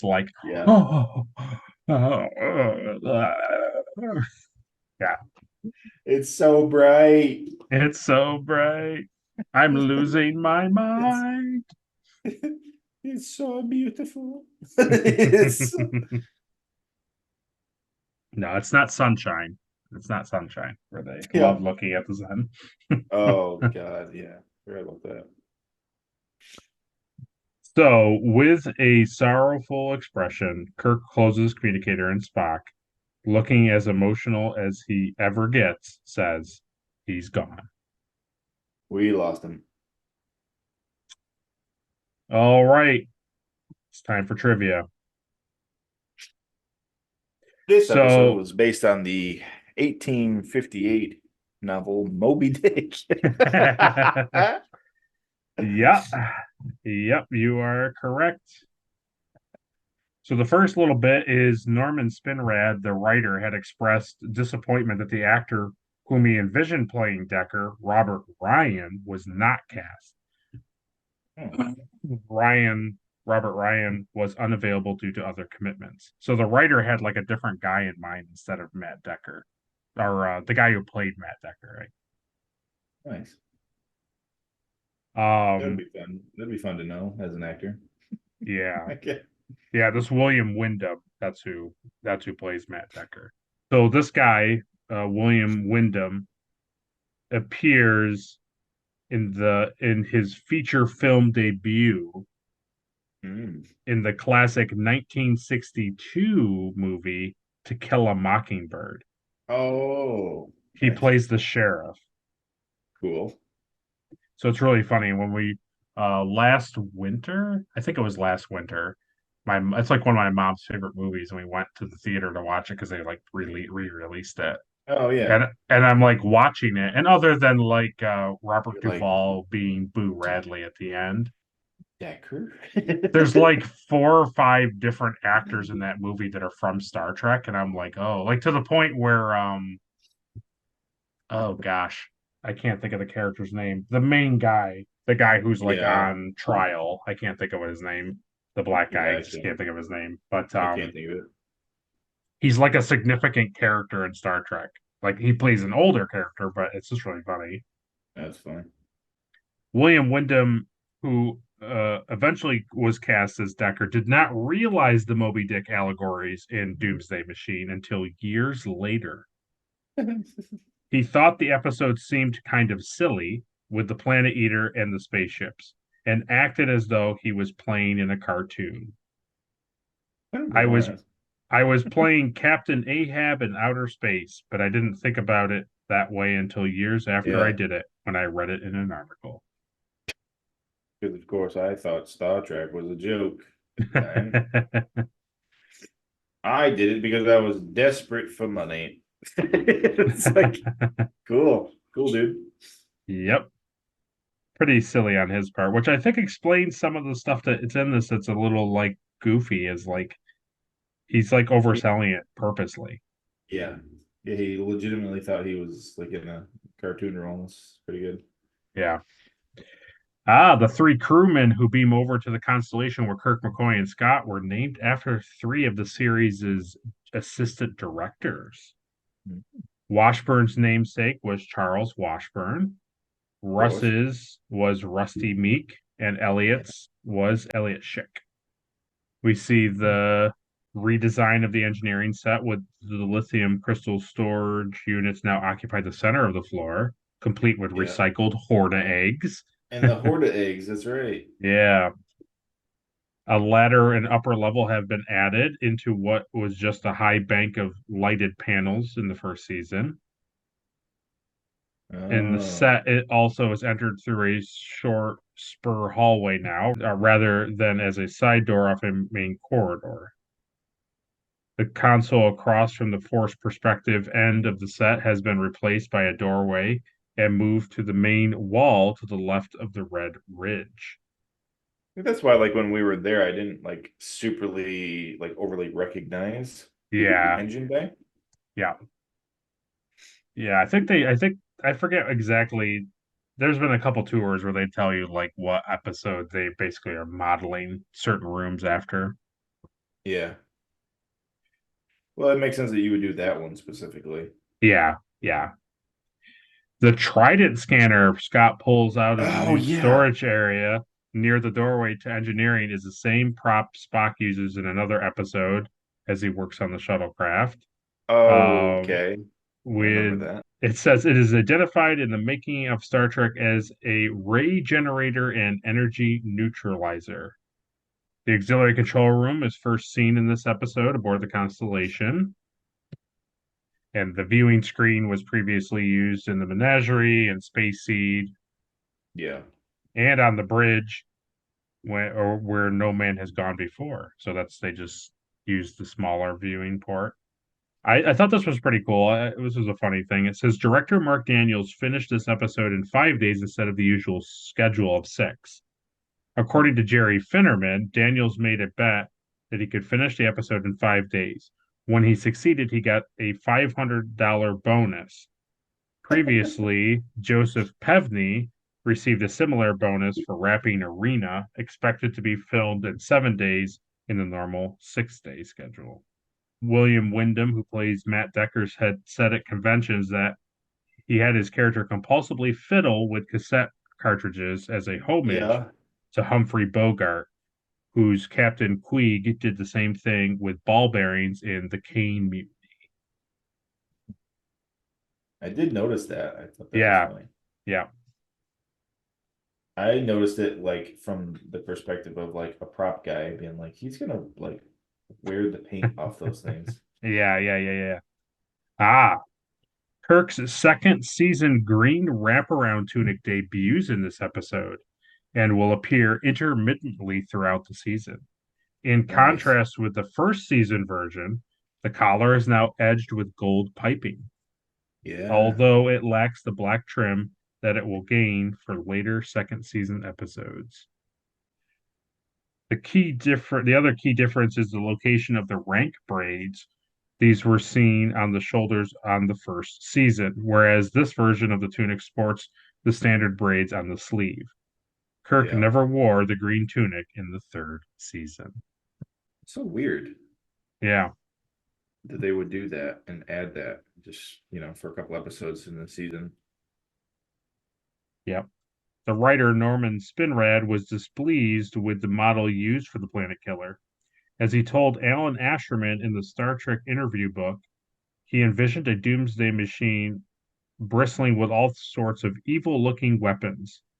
It has been anecdotally reported that the Doomsday Machine miniature was made by dipping a windsock in cement. But there Wow. is no first-hand account of this, and Darren Dochterman has suggested the model was more likely made of the type of foil used by gaffers on set, wrapped in blue lighting gels. I can see either one of those being true. Scotty, James Doohan, in a mid 1980s appearance at the University of Nevada, Las Vegas, responded to the question from an audience member, "What was your favorite episode of Star Trek?" His response was The Doomsday Machine. Doohan also named this episode as his favorite in the Star Trek Insights on Sci Fi Channel. He goes on to explain, for one thing, it had William Wyndham in it. Very good actor. So he liked Matt Decker, the guy. That's funny. And it has a very strong role, a very self-tortured character, very driven, and a strong statement about nuclear weapons. And the effects were extremely good. That was an epic story for television in that time. It wasn't a standout role for Scotty, but it was okay, and I was pleased. I saw it not long ago, and I still find it to be very exciting television. That's cool that he liked it. Yeah, I like that he liked it, not just because it's like, oh well, Scotty got to do something. It's like, right. The Doomsday Machine was the 20th episode of the original series to be remastered. It is one of the most heavily enhanced episodes of the remastered series produced. There were 105 effects shots in the remastered version, in contrast to the 20 or 30 in an average episode. The Constellation received far more detailed damage than was previously possible, with gnarled warp coils and exposed decks visible in certain shots. The Planet Killer received a major update, as did its anti-proton beam. The shots of the shuttlecraft leaving the bay with Commodore Decker aboard were completely redone. Decker lifts the shuttlecraft off the deck before the bay doors are fully open, and there is a new shot of the craft, renumbered 6, from the exterior of the Enterprise. Discrepancy in relative sizes between the Planet Killer, the two starships, and the shuttlecraft from the original version have been adjusted. Oh, wow. Yeah, cool stuff. So what did the shuttle pod say before? It probably said like Galileo or 7 or something. It probably said, they probably just reused what they had. And, the creators went in and were like, oh, no. Okay, Spock hails Captain Kirk on the Constellation and offers his condolences on Commodore Decker's death. Kirk's biggest regret is that Decker died for nothing. However, Sulu reports that the ship's sensors have detected a slight drop in the Planet Killer's power's emanations and wonders if it could be a result of the shuttlecraft explosion. I did think it was cool that the shuttlecraft makes a little bit of a little dent in the Planet Killer. Yeah. That was a cool little touch that that happens and then they're like, oh. Yeah, just slightly, just enough. Just enough to get their attention, yeah. Palmer reports that the transporter is now operational, and Spock asks Kirk if he should beam them aboard. Kirk orders Spock to beam the damage control party back to the Enterprise, but he and Scott will remain behind. Kirk has the idea that Deckard's method was viable. He just didn't have enough power in the shuttlecraft to be effective against the Planet Killer. Kirk asks Spock if the 97.835 megaton fusion explosion that will result from an overload of the impulse engines on the Constellation would be enough to destroy the Planet Killer. Spock reminds Kirk of the device's neutronium hull, which no known force can penetrate. Kirk's plan, however, is not to penetrate the hull, but to trigger the explosion while the Constellation is inside the Planet Killer. He orders Scott to rig a 30-second delay detonation device for the impulse engine overload, which Kirk can set off from auxiliary control. Spock reports that he can't tell if the explosion would be sufficient to destroy the Planet Killer, and warns Kirk that he is getting dangerously close to the device.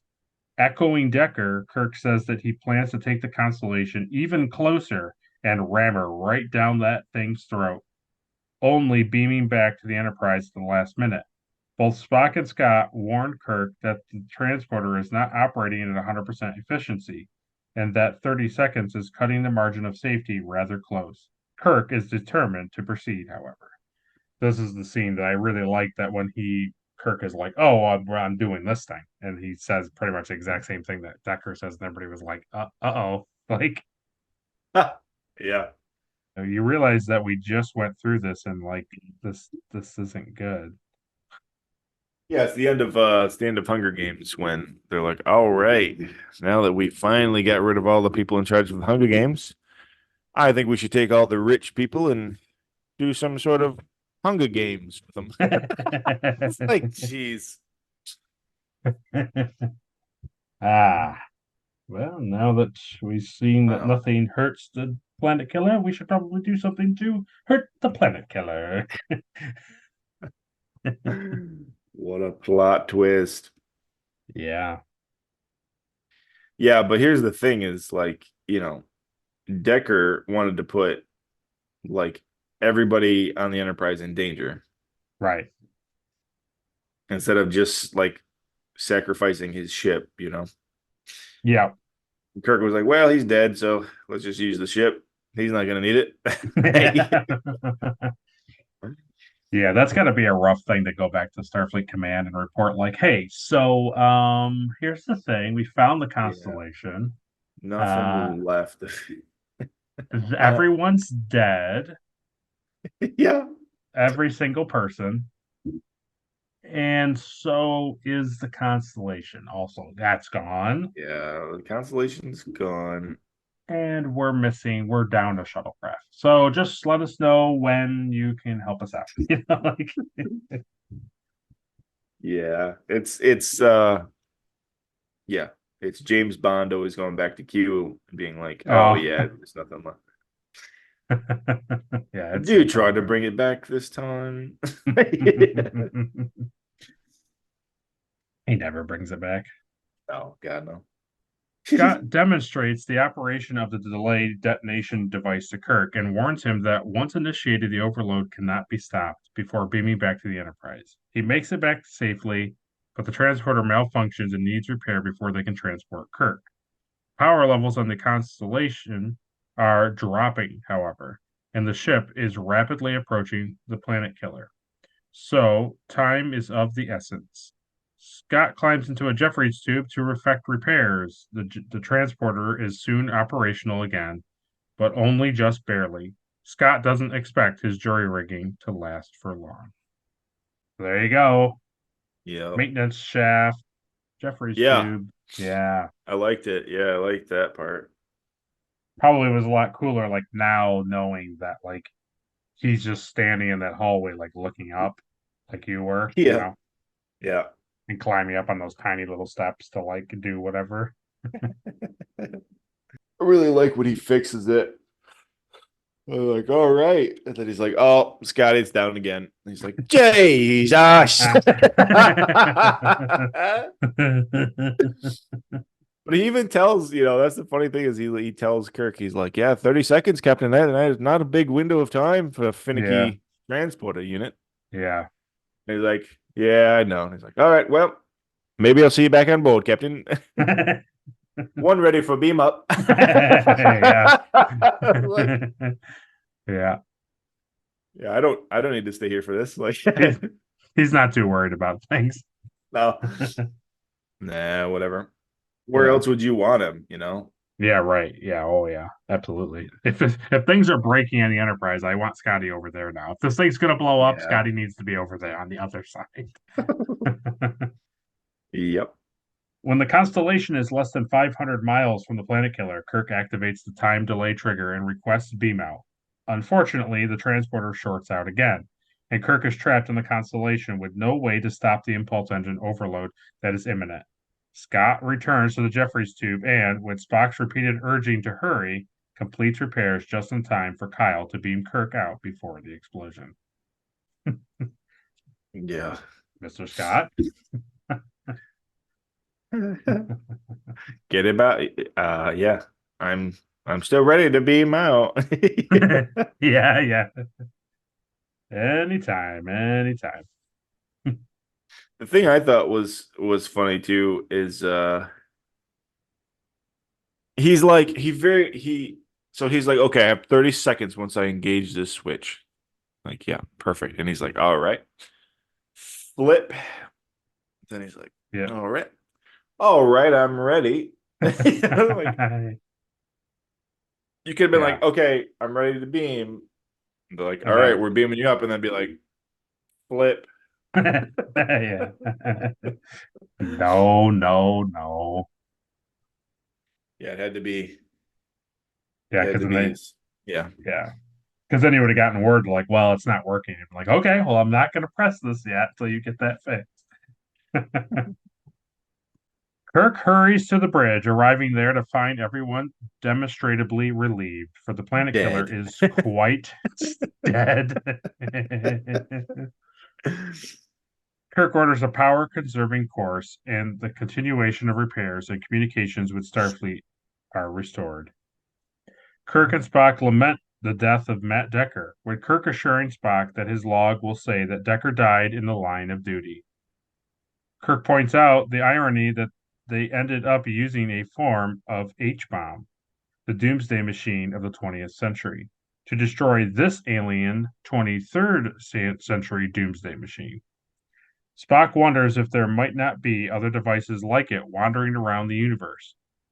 Kirk sincerely hopes not, as he found the one they encountered to be quite sufficient. Yeah. Yeah. Decker's dead. Yeah. It's always that thing where you're like, man, this is really, I like this episode a lot. And then it's like, but they gotta end it like this. They gotta end it with a little like ba-da-ba-da-ba, you know. I hope not, Mr. Spock. We've already lost 401 people today. Yeah. I don't know if we can handle much more. So that concludes our review of the episode. But before we end the episode, let's do the thing that everybody just can't wait for. Caleb.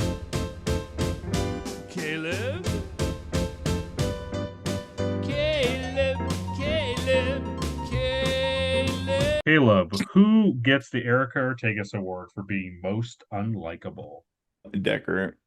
Yeah. Yeah, he's a real tool. Yeah, it's an easy one. Yeah. He's a real la douche. Okay, who gets the Elizabeth Cutler Award for being most forgettable? Uhura. She's Okay. the most forgettable character. Sam Kirk. Sam Kirk, always Sam Kirk. Yep. Yeah, I agree that. Yeah. I'm trying to think if there's anybody else who's like, not really. No. Yeah. Uhura and Chekhov. They're both pretty forgettable this episode. Yeah, that's true. Considering we just met them last episode and now they're they don't work here. Get them off the ship. They don't work here anymore. Okay, who gets the Trip Tucker Award for being the MVP? Scotty. Scotty. Yeah. Yeah, basically if Scotty wasn't there for pretty much anything. No, I mean Scotty had to fix the other ship and then he had to go over and fix the Enterprise. The guy probably never gets any break at all. No. But he seems to like it. I think he likes it, so. Yeah, he loves it. Oh, she's a plumber's nightmare, but she'll hold. She'll hold. Okay, what gets the Shran Award for being the best action sequence? Probably the end there when Kirk is okay. Trying to beam back to the Enterprise. Okay, cool. All right. I wasn't sure if you were going to say the Montgomery versus Decker scene and where they fight each other hand to hand. But yeah. I did like that. Yeah, no, but yeah, I'm just saying. Yeah. It's a good scene where Kirk is like, okay, I'm ready. And then this ship is going and yeah, good stuff. All right, what gets the NX award for some sweet ship stuff? I really like the trident thing. I figured once that thing he pulled that thing out, you were going to be like, yes. Yeah, and I've seen it in person. That's true. I think doesn't Scotty pull this little cover off and then push a button and the thing slides down and then he pulls it out. Yeah, he does something with the lever and then that door opens. Yeah. Yeah. Yeah, once he did that and I saw him pull it out, I was like, oh, I know Caleb's gonna pick this thing because it's cool looking. I mean, there's no way around it. It is. It's a cool piece of technology. When they first get on the ship there, Scotty walks right over and opens that little drawer. Yeah. And he's scanning it and it's flashing and stuff. Yeah. I thought that was cool. I've never seen that access door. I think he was what's he say, communications or something, and he opens it to look at something and it's zap. He's like, well, that's not working. Yeah, right. There's also that cool little ball thing with the same med bay unicorn horn thing that spot. Oh yeah, Kirk has in his hand when he's scanning underneath the thing. I did notice that. Yeah, but by far the Trident scanner thing is the best. Yeah. What gets the Porthos Award for being the cheesiest thing of the episode? There's so the part where Decker takes control of the Enterprise. Okay. Okay, and so everybody's like, "Oh, I don't know. I don't know about this." And he does this thing in the chair, right, where he does like to, "Okay, I'm going to look at the science department." Oh, yeah. And he's like, "Yes." And then he's like, "Okay, I'm going to look over here to comms." And I'm going to look over here. He does this like this 4-pan like chair thing. Yeah. Like looking at every department, they're all like, "Oh." Like, yes, I am in control. He has to check. He has to check and make sure everybody's on board with it. Yeah, Wow. and I found that to be pretty cheesy. Wow. That's surprising. I totally thought it was going to be his overreaction to getting swallowed into the planet killer, but That was pretty good, yeah. the chair. No, that's good. I remember the scene, so it stood out to me too. So I remember it. So Well, you know, the chair thing is that happens every episode. It's not. yeah. Very good. And finally, what gets the Enterprise Award as the best scene of the episode? I really like Scotty and Kirk. Kirk like working back and forth with each other. Yeah. Is there like a particular scene So that any you of remember? those scenes where they're like fixing the bridge and stuff. Okay. Very good. Maybe even the part where Mm. like they finally engage the engines and the whole ship like goes. Oh. And he like falls into the other side of the wall and he's got like Yeah, I think literally Kirk like rolls like when it turns, he's like, oh, he like rolls across the floor. yeah. Yeah, I like that. All right, we'll go down to the comment sections, everybody, and write what you thought of the episode. Let us know. Is this your favorite episode, like Captain Olimar's? Or, do you not like this episode? Do you think something about it isn't great? Let us know. The next episode we cover is going to be Mirror, Mirror. Mm. We're going to get into something that Caleb perchance has been slightly aware of, but hasn't had full context of. The Mirrorverse. Yeah. So that's next time. It may not be right on the money next week. It may be delayed by a couple days. We have a busy week next week, so keep a lookout for it. And that's why we say, if you like the video, like it. If you disliked it, dislike it. Share it with all your friends and family and Trek enthusiasts, and subscribe so you don't miss it. And ring that bell for notifications, because next week's episode is going to be a little delayed. And also so you can catch other videos on the channel, like the RPG and Star Trek history. As always, you can go over to Caleb's channel. Yeah. Caleb's channel channel. usually has sneaky little videos over there that sometimes I don't know about. Sneaky, yeah. Yeah, because the last time he didn't mention that he was a real sneaky person and that he was releasing on his channel the original series desk communicator with the rocker switches. So go over there, watch it. There it is.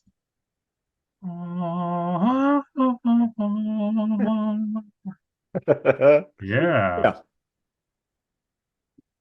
It's on my desk, so it works. So, that's actually what I record all my audio through. Yeah, he's just talking to me on my end. Ooh. Sparkle, sparkle, sparkle, sparkle. Yeah. Yeah, it was a pretty fun, quick little build. Yeah, so I think if I remember correctly, the rocker switches are 3D printed, or did you? Yep. Yeah, those are 3D printed. Yeah. But the actual like speaker communicator, desk communicator is made out of foam primarily. He's got obviously some like storm screen there for the effect, but so anybody who's gotten this far in the episode is pretty jazzed about making some TOS stuff. he's got that. He's got the original series phaser in 3D print, but also in foam. Yeah. And I think that's all you have from TOS, right? I think so. He's got some Enterprise. He's got an Enterprise phaser and Mako rifle. Yeah. We made a bat lift together. So Yeah. oh, and Stuff. he's got some Walcom, Enterprise Walcom stuff too. Oh yeah. I gotta make a original series Walcom. That's my next. Yeah. So he doesn't primarily do Star Trek stuff, but he has a lot over there. So the thing we're asking now is to go to his very first video on his channel, the two toms, press play, don't stop. And just turn it off. Yep. Do it on a TV you don't use and just let it go. Let it go. So we appreciate you watching. We appreciate your views, your likes. Make sure you go down to that comment section so we can respond, and maybe your comment will be in next week's video, just like Captain Olimars. Thanks for your comment, buddy. Hope you enjoyed it. And this is it. This has been the Retrek Review. So, computer, end program.